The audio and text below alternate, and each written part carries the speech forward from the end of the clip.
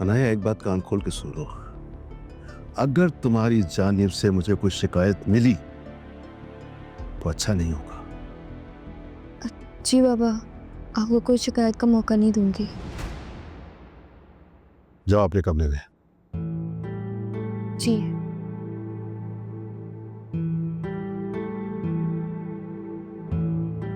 और सिर्फ बच्चियों के मामले में झूठ बोलकर उनका साथ देना उन्हें शय देने के मुतरादिफ है।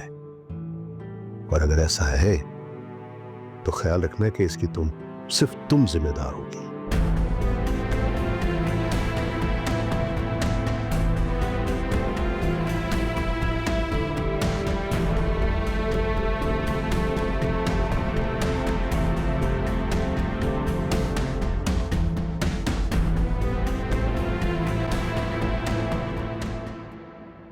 रोहान बेटे, तुमने तो डरा ही दिया था हमें।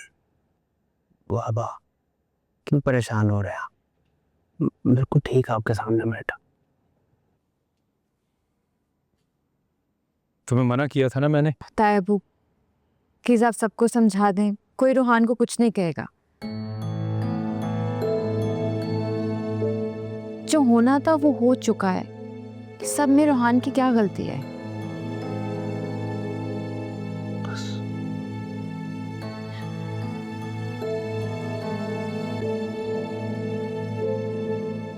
खैर, वैसे मेरी डॉक्टर से बात हो गई है। उसने कहा परेशानी की कोई बात नहीं है, इंशाल्लाह हफ्ते में ठीक हो जाएगा। समी कैसा है?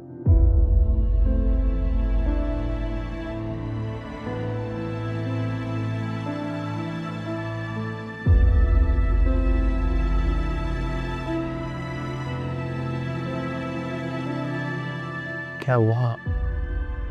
आप लोग जवाब क्यों नहीं दे रहे? कैसे हो? ठीक नहीं हूँ भाई। क्यों, क्या हुआ भाई? आप डॉक्टर से बात की थी, क्या जवाब दिया उसने? भाई सुबह से पाँव में बहुत खारिश हो रही है, कर देंगे?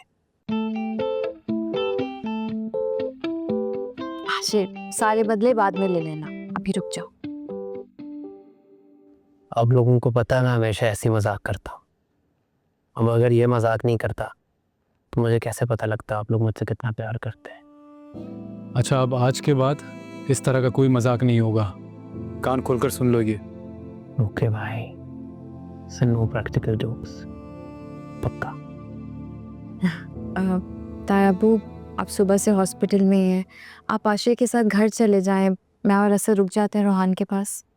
आयजा, तुम ऐसा करो, तुम भी इन लोगों के साथ चली जाओ, मैं रुक जाऊंगा यहाँ रोहान के पास।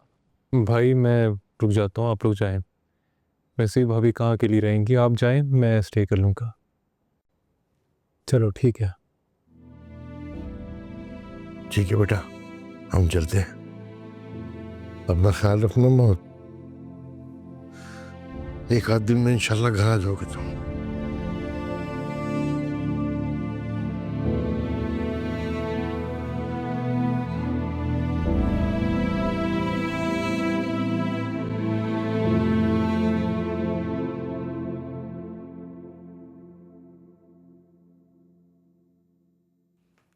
तुम्हारी वजह से मुझे मजीद और कितने झूठ बोलने पड़ेंगे तुम्हारे बाबा से। कुछ ख्याल है तुम्हें कि नहीं?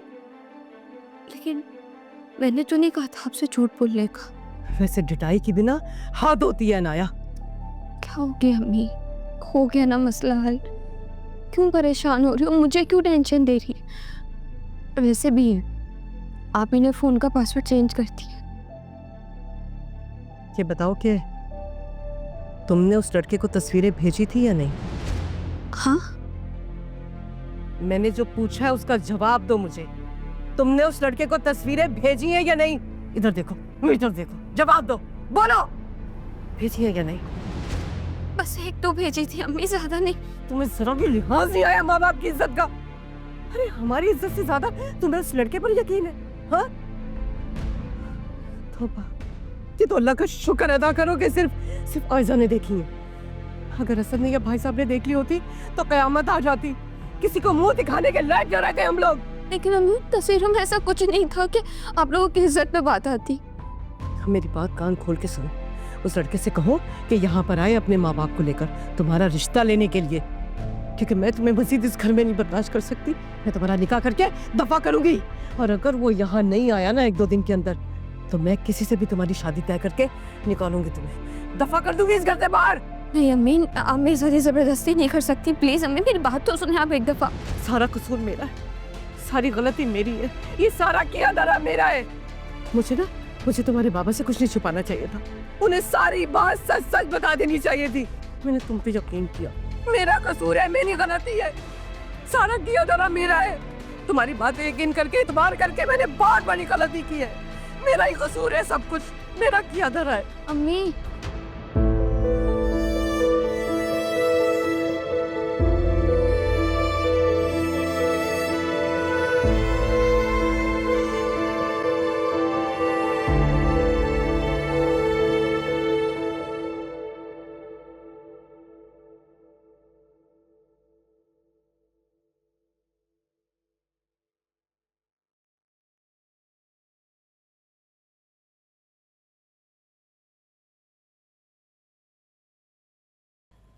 की लीजिए। Thank you.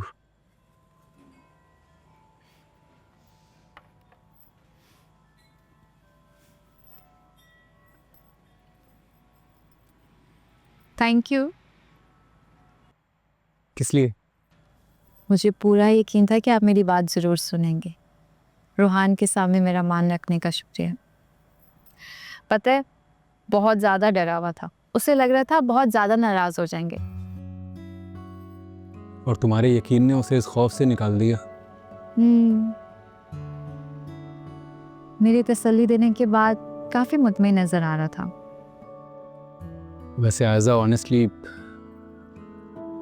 इन रिश्तों को मजबूत करने में तुमने जितना साथ निभाया ना, कोई और नहीं निभा पाता। मेरी तो हमेशा यही कोशिश रहेगी कि ये रिश्ते जुड़े रहें। तो फिर एहसानमंद तो मुझे तुम्हारा होना चाहिए। एहसानमंद? मियाँ बीवी में मोहब्बत होना ज़रूरी है। एहसान तो कर्ज होता है, उतारना पड़ता है। शौहर पर मोहब्बत फ़र्ज़ है, कर्ज नहीं।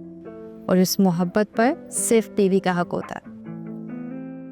तुम्हारे सारे हक मुझ पर फ़र्ज़ हैं आयज़ा। जिंदगी के हर अंधेरे में तुम मुझे अपने साथ पाओगी। वादा? वादा।